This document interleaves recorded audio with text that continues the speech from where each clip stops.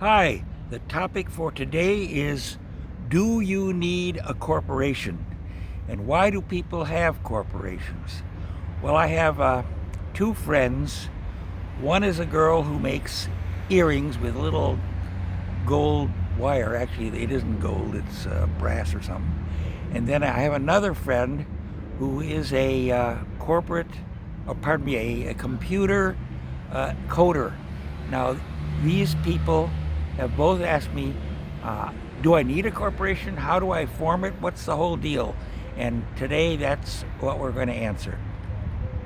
Okay, more about corporations. Now, case number one, girlfriend makes these earrings out of brass wire, which girls have a little hole in their ears and they hang these earrings from them, and the girls think they look good, and they pay about 10 bucks, 10 euros for each pair of earrings. Big deal. The girl who makes these, she only clears about $500 a month, barely enough to live on. In fact, not enough to live on because she has to have another job. Okay, so she says, should I form a corporation for my business? Well, what she has now is what's called a sole proprietorship. In other words, she makes a little product, she sells it directly to her friends, and the friends' friends sometimes bring in new customers, and she goes to these little, I don't know, you don't call them county fair, but where people sell their handicrafts. Okay. Should she form a corporation? Well, my answer is no. But what is a corporation for? Okay. Many, many years ago, we're talking maybe even before 1750, we're talking a long time ago, uh, the idea of a corporation was called a limited liability corporation. There were two reasons for the government of the United Kingdom, or it wasn't the United Kingdom, that was England. There was two reasons to allow people to create corporations. One was in case there was an accident with the product.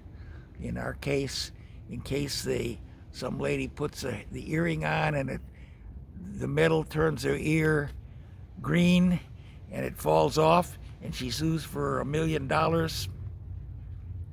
Obviously, the sole proprietor, the girl, couldn't afford to pay that, and she'd be in deep trouble.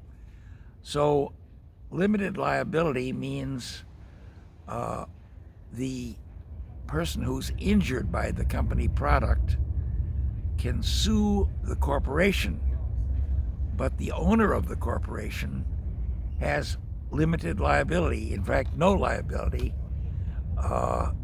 Only the company assets can be seized by somebody who is injured by the corporation. Now, does that necessarily screw the person who's injured? No, because every corporation gets insurance. It's called product liability insurance. So if somebody's ear falls off and they sue for $1,000,000, the My Girl jewelry company, well, the insurance company will defend that case or just make a payout. Now, of course, product liability insurance can't be too expensive because otherwise nobody would have it. So it works out that that the persons who are injured by corporation failures do get compensated. Now, in places like the States, where compensation can get crazy,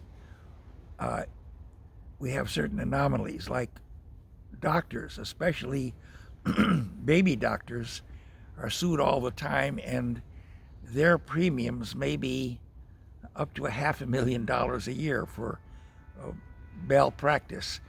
Even if you're a good doctor delivering kids. If the kids come out wrong, the parents get a lawyer, they sue, and many times they'll get a huge judgment. So to be a baby doctor is very dangerous, and where the awards are really high, there are no people wanting to deliver babies anymore, and we take Florida as a case like that. All right, but getting back to our story, should the girl who makes jewelry form a corporation? Well,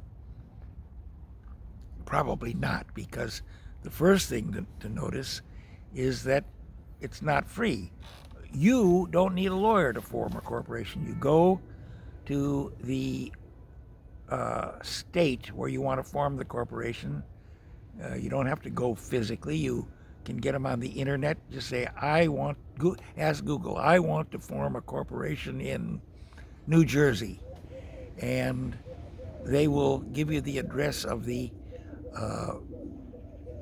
government agency that handles it. They send you a form, you fill out the form, but it isn't free. You have to pay, well, as little as $100 and as much as $10,000. Delaware, for instance, is a favorite for big companies.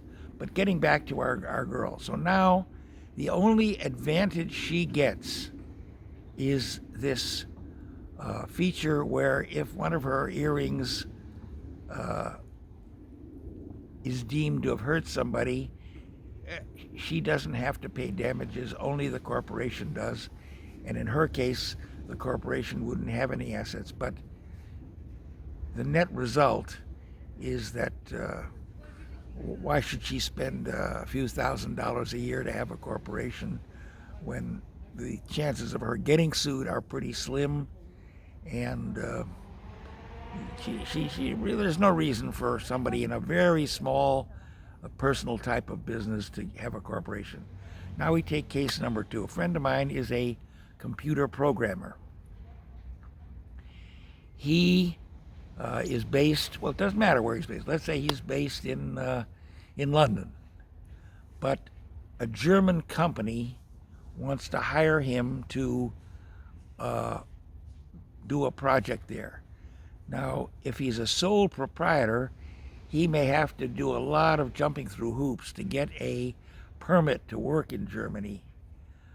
So for him, he forms a company in, let's say, Ireland, and he calls himself Joe Smith Computer Programming.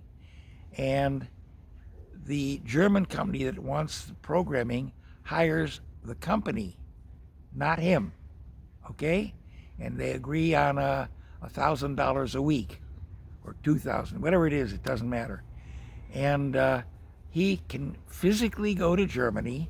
He's a tourist, or he can do this work at home. It doesn't matter where he does it, but the German company pays whatever is agreed to his corporation. The corporation then can declare a dividend or give him expenses, and in his case, a corporation is definitely more warranted. Another reason for allowing corporations at all is that it's a way to, let's say, for partners to own a little share of a business. For instance, if there's just 2 partners, each owns half. But if there's a liability, they're both partners are liable up to their eyeballs, is the expression. So the limited liability feature is very important because you can have 2 investors, 5 investors, 1,000 investors, and if there's anything goes wrong, the corporation gets sued and the individuals are free. But it also is a way to divide up the company, because everybody, if there's 1,000 shares, if there's only 2 people, each gets 500. But if there's 4 people, each person gets 250 shares. So another reason for corporations is to make it easy for a lot of investors to invest. Okay. As to taxation, corporations tend to be highly taxed, up to 50% of their earnings. But what the general public doesn't understand when they talk about, hey, let's raise the taxes on corporations, is the companies simply pass on that tax by raising the cost of their products. And if the market won't accept the new cost of the product, they go out of business. So a company like, any auto company, let's say Jeep or Renault or General Motors, if they can sell a car for $5,000, but the tax on corporate profits is 50%, that car may cost $8,000 to cover the cost of the car, the salaries, a reasonable return on investment, and that cost is passed on to the consumer. So if you're thinking of having a sign talking about, like leftists do, let's raise the taxes on the rich and taxes on corporations, you're only raising the price of whatever it is you use. So to wind it up for today, corporations are good for not the little tiny one-man business, but once you get a little bigger and there's danger of lawsuits or product liability, you should have a corporation. And only lately have lawyers have traditionally always been partners, but only lately have lawyers been forming LLCs. And I guess the reason is more and more lawyers are getting sued for malpractice. Also, there are certain tax benefits, but I'll save that for another video. If anybody is interested, let me know. And that's it for today.